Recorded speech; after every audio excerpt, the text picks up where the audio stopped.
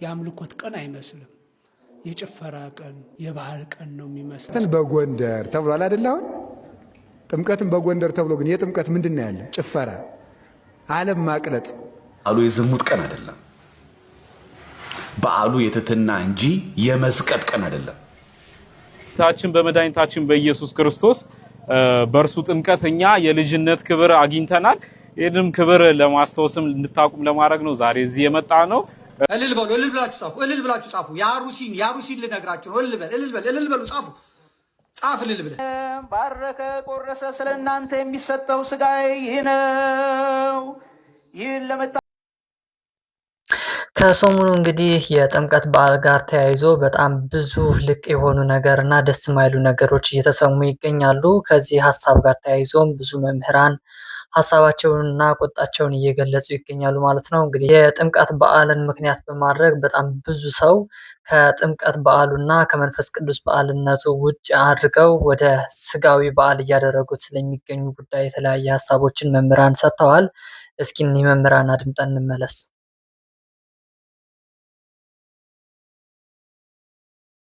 በጎንደር ተብሏል አይደል? አሁን ጥምቀትን በጎንደር ተብሎ ግን የጥምቀት ምንድን ነው ያለ? ጭፈራ፣ ዓለም ማቅለጥ፣ ዘፈና። ጥምቀትን በጥምቀት መላእክት ዘመሩ ይባላል እንጂ ተዘፈረ ይባላል? መደለቅ፣ ቀን ታቦት ሲያደራጁ መዋል። አሁን ደግሞ ወጣቱ ነው ዋና የቤተ ክህነት ስራ አስኪያጅ መስሎ የሚውለው። የወደደውን አባ ተሰለፍ ይላል፣ ያኛውን ይውጡጡጡ ጠቧል። ወይ መከራ ይናል። በአባታችን ቤት መኖሪያ ታሳጡን። እንደው ቆይ ድረስ እኮ መንገዱን የሚመሩት እነሱ ናቸው። ቡራኬ ነው የቀረ እንግዲህ ማለት ነው። እንደዚያ ሲያረግ ይውላል። ማታ ቢራውን ገዝቶ ወደ ሰማይን በጡጫ ምድርን በርግጫ ነው በቃ። ጽድቁ ስትፈጭ ውላ አወካች ማተላ ይባላል። ስትፈጭ ውላ አወካች ማተላ ይሏቸዋል። ይሄ ነው እንደ ስም መገኘት፣ እንደ ክርስትና መገኘት፣ እንደ ኢትዮጵያ መገኘት፣ እንደ ክርስቲያንነት መገኘት፣ የእግዚአብሔር ልጅ እንደመሆናችን መገኘት አለብን። እንደ ቅዱሳን አባቶቻችን እንደ ስማቸው ሀሳቡ አባ ገብረ ኪዳን እንግዲህ ስለ ጥምቀት በዓል ጋር ተያይዞ በተለይ በጎንደር ያለውን ነገር እንዲህ ለመግለጽ ሞክረዋል። ሌላኛው ሊቀ ጳጳስ ሲሆኑት ደግሞ የሰሜን ወሎ ሀገረ ስብከት ሊቀ ጳጳስ አቡነ ኤርሚያስ የተናገሩት ሀሳብ አለ። እሱ እንዳሰማችሁ።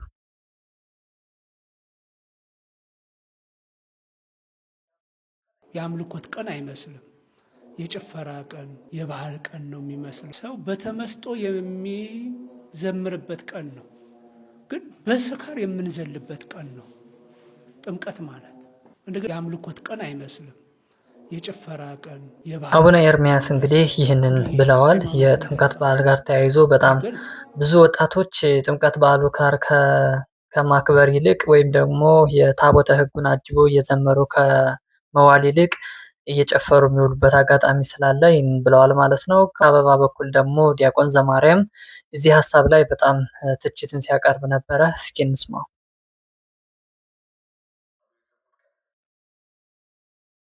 በዓሉ የዝሙት ቀን አይደለም።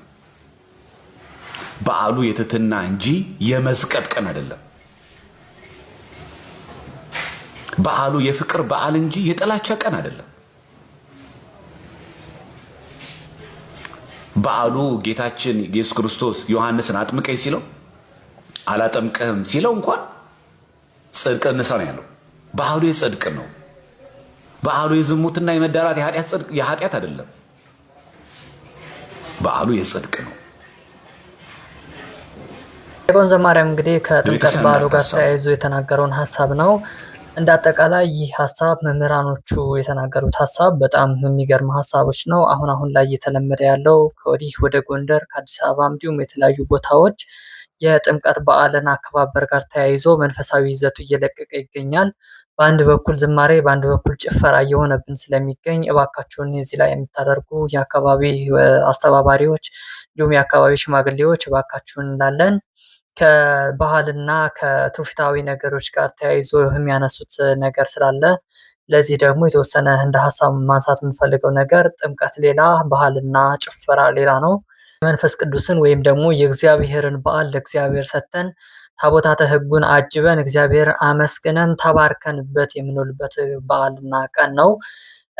ወልድ በማዕከለ ዮርዳኖስ ሲገኝ መንፈስ ቅዱስ ደግሞ በአምሳለ ርግብ ሲገለጥ አብ በደመና ሆኖ የምወደው ልጄ ይህ ነው እርሱን ስሙት ያለበት በዓል እንደመሆኑ መጠን ትልቅ የበረከት በዓል ነው።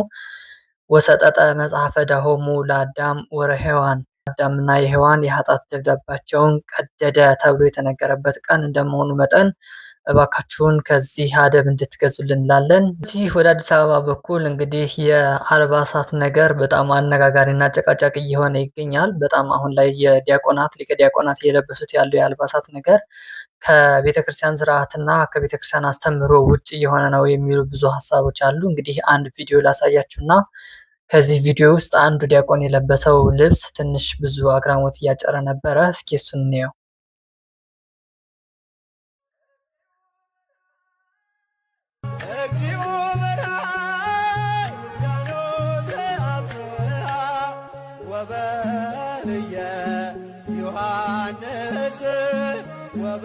ዲያቆን የለበሰው ምንድነው? ልብሰ ተክህኖ ነው። ግን ልብሰ ተክህኖ በጣም በጠባብ ሆኖ ስለተሰፋ ከሰውነቱ ጋር ጥብቅ ማለት ነገር አለውና ትንሽ የሰውነት ቅርጹ ያሳያል። እዚህ ደረቱ አባቢ ምናምን ትንሽ ያልሆነ ነገር የሚያሳይ ነገር ይመስላል። እና በጣም ብዙዎች በዚህ ቪዲዮ ተቀርጾ ወደ ቲክቶክ ላይ የለቀቀው አንድ ቪዲዮ ነበረ። በጣም ብዙዎች እየተቃወሙት ነበረ። ሊቀ ዲያቆን ነው እንግዲህ የሊቀ ዲያቆን ልብስ ነው የለበሰው እና ጭራ ይዟል። እያስተባበረ ነው የሚገኘው ዲያቆን እና አሁን ላይ ትንሽ የስርዓት የጎደለው የሚመስል ነገር አለ። ባካችሁን ዲያቆናት ለቤቱና ለትእዛዛቱን ተገዥ እንድትሆኑ እንላለን። እንደ ቤተክርስቲያን አገልጋይ ለሌላ ምዕመናን ማስተላለፍ የምትፈልገውን ነገር ማስተማር የምትፈልገውን ነገር በትምህርትና በቃላት ብቻ አይደለም የሚተላለፈው። በጣም ከትምህርቱ ይልቅ ተግባርን ያያሉ፣ ምግባርን ያያሉ፣ አለባበስን፣ አኗኗርን እንዳጠቃላይ መንፈሳዊ ህይወታችንን ምዕመናን ያያሉና እዚህ ላይ ዲያቆኖች ጥንቃቄ እናድርግ እላለሁ። ከዚህ በተጨማሪ ወደ አንድ የገጠር ቤተክርስቲያን ልውሰዳችሁና የአንድ ዲያቆን ምን እንደሰራ ላሳያችሁ። ከወደ አዲስ አበባ በኩል በጣም በሚገርም ሌብል ዲያቆናቶች በጣም በአማረ ልብሰ ተክህኖ በአማረ ነገር ያጌጡ ይውለዋል የጥምቀት በዓልን።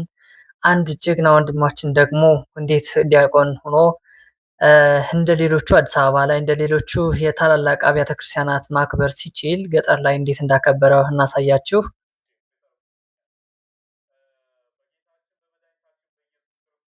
እሺ እርሶ ይተረጉሙልኛል። በጌታችን በመድኃኒታችን በኢየሱስ ክርስቶስ በእርሱ ጥምቀት እኛ የልጅነት ክብር አግኝተናል። ይህንም ክብር ለማስታወስም እንድታቁም ለማድረግ ነው ዛሬ እዚህ የመጣ ነው። እስቲ ደስታችሁን በእልልታ አሰሙን። በቅድሚያ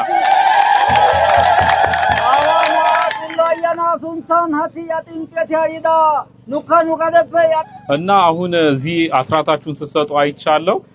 ልክ እኛም ይሄንን ቤተክርስቲያን ይሰራንላችሁ የኛ ቤተሰቦች አሉ፣ ሶሻል ሚዲያ ላይ ያሉ ቤተሰቦች እንደዚሁ በየወር 200 ብር አዋተን ለእናንተ በምንልከው ነው ቤተክርስቲያን የሰራንላችሁ እና እነሱን ዛሬ እንዲህ በተሰበሰባችሁበት እልል ብላችሁ እንድታመሰግኑልኝ ነው። ስልጣነ ክህነትን ከምግባር ጋራ ከትህትና ጋራ እንዲሁም ደግሞ እግዚአብሔር ሲባርክልህ እንዴት አከብራለህ። ገጠር ላይ ማንም አስታዋሽ በሌለበት ቤተክርስቲያን እየሰራ አብሯቸው በዓል እያሳለፈ ራሱ አስተማሪ፣ ራሱ ቀዳሽ፣ ራሱ አስተርጓሚ፣ ራሱ ቤተክርስቲያን አሰሪ የሆነ ምርጥ ዲያቆን ብለናል። በእውነት ይህ ልጅ በጣም እናመሰግናለን። ስለምታደርገው ነገር ሁሉ ክበርልን ብለናል። ሌላኛው መልእክታችን ደግሞ የጥንቃቄ መልእክት ነው። ከኢትዮጵያ ኦርቶዶክስ ተዋሕዶ ቤተክርስቲያን ጋር የሚመሳሰል አንድ ነገር አለ። እሱን ነገር ላሳያችሁና የጥንቃቄ ሀሳብ ማድረግ እንዳለብን ላሳያችሁ እወዳለሁ። እስኪ እሱን ነገር አይተን እንመለስ። አሁን ቀጥዬ የማሳያችሁ ቪዲዮ በነ አሰግድ የተሐድሶ መሪ ማለት ነው። በእነሱ የተዘጋጀ አንድ ቪዲዮ አለ። እሱን ቪዲዮ ላሳያችሁና ከዚህ ቪዲዮ መማር ያለብንና የጥንቃቄ ነገሮችን ማድረግ ያለብን ነገሮች እናነሳለን። እስኪ ቪዲዮ ላሳያችሁ።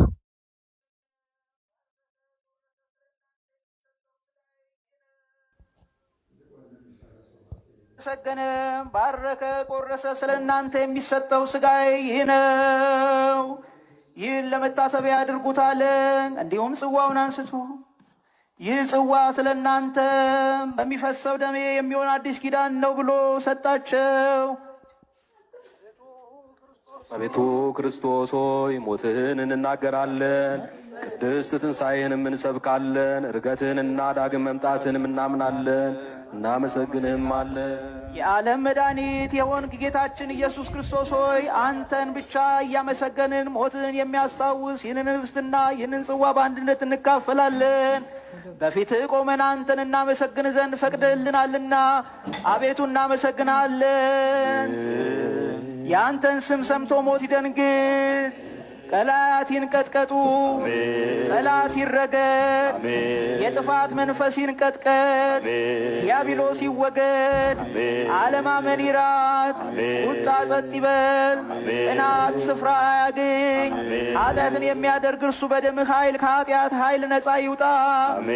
አቤቱ ለዓይነ ልቦናችን ውሳጣዊ ብርሃንን ስጥ። አንተን የሚወዱህ እያሰቡና ለአንተ እየተገዙ አንተን ለይተው ያከብሩና ያመሰግኑ ዘንድ በመንፈስ ቅዱስ የሚሆን ብርታትን ስጣቸው። እንደምትመለከቱት ከዚህ ላይ የምናየው ምንድነው? የሥርዓተ ቅዳሴ ላይ ሆኖ ቅዱስ ቁርባኑ ላይ የሚጸለዩ ጸሎት ነው እየተባለ የሚገኘው። ይህ ከኢትዮጵያ ኦርቶዶክስ ተዋሕዶ ቤተክርስቲያን የተደረገ የጸሎት ስነ ስርዓት አይደለም። በሌላኛው ዓለም የተደረገ ነገር ነው። ነገር ግን በጣም ኮፒ ከመሆኑ የተነሳ በጣም ነው የሚሸውደው። እኔ ራሱ ከዚህ በፊት አውቃቸው ስለነበረ ነው የለየኋቸው እንጂ እውነት ለመናገር በጣም አንዳንዱ ነገሩ ስፔሻሊ ደግሞ የኢትዮጵያ ኦርቶዶክስ ተዋሕዶ ቤተክርስቲያን ትምህርትንና ዜማውን ለማያውቅ ሰው በጣም ነው የሚሸውደው እና እዚህ ላይ ጥንቃቄ እንድናደርግ እፈልጋለሁ።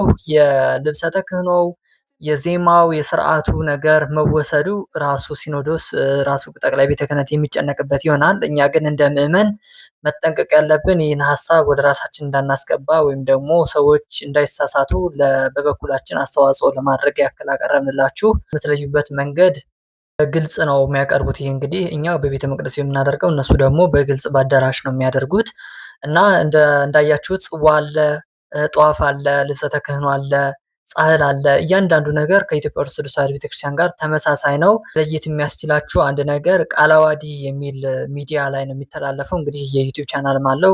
ሁለቱን ተጠቅመው ነው የሚያስተላልፉት በዋናነት ማለት ነው እና ጥንቃቄ እንድታደርጉ እናሳስባለን። ከዚህ ጋር ተያይዞ ይህ ብቻ አይደለም፣ ስርዓቱ ብቻ ሳይሆን አጠቃላይ መዝሙሩ ራሱ ከኢትዮጵያ ኦርቶዶክስ ተዋሕዶ ቤተክርስቲያን የተወሰደ እንደመሆኑ መጠን ትንሽ ተመሳሳይነት አለው። አንድ መዝሙር ላሳያችሁ።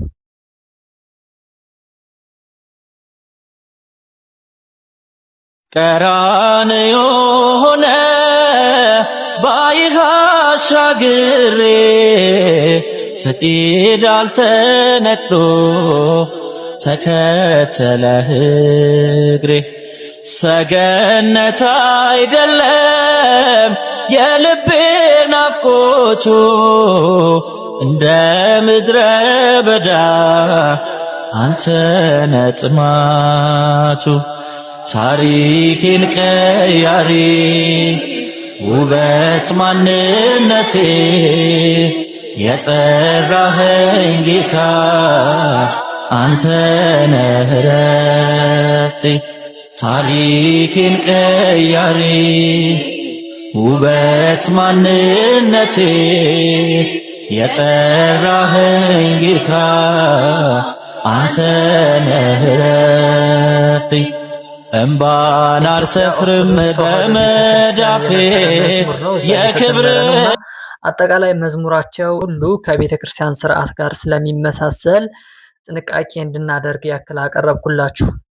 ቅዱስ ሲኖዶስ የወጣ አንድ መግለጫ አለ። እንግዲህ ይህ መግለጫ በተለያዩ ሚዲያዎች አላገኘሁትም። ነገር ግን መምህር ዘመድኩን ያሰራጨው አንድ ነገር አለ። ምናልባት ቀጣይ ጊዜያት የምናየው ይሆናል ይህ ነገር እና የአርሲ ክርስቲያኖች ጸሎት የአርሲ እንግዲህ በጣም ብዙዎቻችን ያዘንበት ጉዳይ የጭፍጨፋው ጉዳይ ጋር ተያይዞ አንድ በጣም የምንቆጭበት ነበረ። የሀገረ ስብከቱ ሊቀ ጳጳስ ምን ይሰራል? የሀገረ ስብከቱ ዋና መምሪያ ምን እየሰራ ነው እንደዚህ ክርስቲያኖች የሚገደሉት የሚለውን ነገር በጣም አጨቃጫቂ ነበረ። በጣም ብዙዎቻችን እየተገረምንበት የነበረ ጉዳይ ነው። ከዚህ ጋር ተያይዞ እንግዲህ የተወሰነ የተሰማ ሀሳብ አለ። እስኪን ሀሳብ ላሰማችሁ።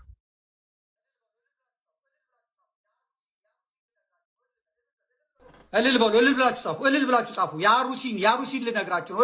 እልል በሉ፣ ጻፉ፣ ጻፍ፣ እልል ብለህ ጻፍ፣ እልል ብለህ ጻፍ፣ እልል ብለህ እልል በሉ። እግዚአብሔርማ ስራ ይሰራል እኮ እግዚአብሔር ስራ ይሰራል። እግዚአብሔር ስራ ይሰራል። ከአሩሲ ላይ አንድ ጋግርት ተነቅሏል። ከአሩሲ ላይ አንድ ሾተ ላይ ተነቅሏል። ከአሩሲ ላይ አንድ እንትን ተነስቷል። እልል በሉ እልል በሉ። ኤፍሬም እሸቴ ይበድ፣ የሚያብድ ይበድ። እልል በል። ቅዱስ ሲኖዶስ ዛሬ የወሰነው ውሳኔ ነው የማነብላችሁ። ይኸው እየተከታተሉ ስለሆነ ነው። ይህንን አቅርብ ያሉኝን ነው ስለማምናቸው ነው የማነበው። ቀን ዛሬ ተጽፏል 11 4ኛ ወር 2018 ዓ.ም የኢትዮጵያ ኦርቶዶክስ ተዋሕዶ ቤተክርስቲያን ቅዱስ ሲኖዶስ ጽሕፈት ቤት ለብፁዕ አባ ያሬድ ለብፁዕ አባ ያሬድ የሰበካ ጉባኤ ማደራጃ መምሪያና የአሩሲ ሀገረ ስብከት ጽሕፈት ቤት የሀገረ ስብከት ሊቀ ጳጳስ አዲስ አበባ በቀረበው የአጣሪ ልዑካን ሪፖርት እንደታየው በአሩሲ ሀገረ ስብከት አሁን ካለው አስተዳደራዊ ችግር አንጻር ብፁዕነቶ እስከ ግንቦት 2018 ዓ.ም ርክበ ካህናት የቅዱስ ሲኖዶስ ምልአተ ጉባኤ ላይ ድረስ የሰበካ ጉባኤ ማደራጃ መምሪያ የበላይ ኃላፊነቱን ብቻ ይዘው እንዲቆዩ ይደረግ ሲል ቋሚ ሲኖዶስ ታኅሳስ 1 ቀን 2018 ዓ.ም ባደረገው ስብሰባ ወስኗል። ስለዚህ በቋሚ ሲኖዶስ ውሳኔ መሰረት እስከ ግንቦት 2018 ዓመተ ምህረት ርክበ ካህናት የቅዱስ ሲኖዶስ ምልአተ ጉባኤ ድረስ ለጊዜው የሰበካ ጉባኤ ማደራጃ መምሪያ የበላይ ኃላፊነቶች ብቻ ይዘው እየሰሩ እንዲቆዩ የተወሰነ መሆኑን እናስታውቃለን። እግዚአብሔር ኢትዮጵያን ይባርክ። አባ ማትያስ ቀዳማዊ ፓትርያርክ ርዕሰ ሊቃነ ጳጳሳት ዘኢትዮጵያ ሊቀ ጳጳስ ዘአክሱም ወጨጌ ዘመንበረ ተክለ ሃይማኖት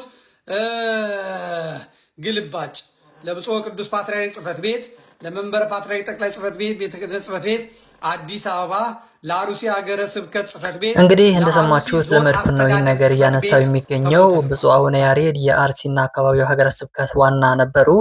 ከዚህ ጋር ተያይዞ ብዙዎቻችን ለምንድን ነው ስራ ማይሰራው እያለን ትንሽ ተቃውሞችን እያሰማን ነበረ። በጣም ብዙ ታዋቂ መምህራንም በዚህ ላይ ሀሳባቸው እየሰጡ ነበረ።